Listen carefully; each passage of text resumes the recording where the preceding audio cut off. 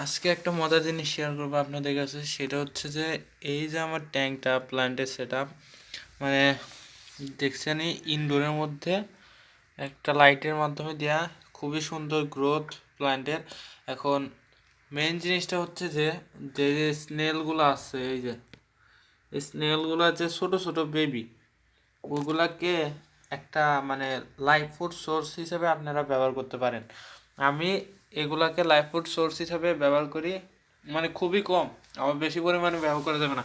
এগুলার যে খোসাগুলো আছে এটা খুবই নরম, এটা আপনারা একটু মানে ম্যাশ বা হচ্ছে ভেঙে ওর ভিতরে যে মেন স্নেলটা আছে না, ওইটা আপনি খাওয়াইতে পারেন, ফিট করাতে পারেন। দেখেন এই জায়গায় আমার মেলবেটটা আছে, খুবই অ্যাক্টিভ। এদেরকে এইমাত্র আমি খাবারটা দিলাম, এ বাউল নেস্ট বানাইছিল, এই খাবারটা দিতে দেয় আর কি, বাউল নেস্ট ভেঙে গেছে। এও খুবই অ্যাক্টিভ, একে রিসেন্টলি নেয়া। এদেরকে আমি মাঝে মাঝে ফিট করাচ্ছি। তো আপনারা চাইলে আমার মতো এই পদ্ধতিটা করতে পারেন।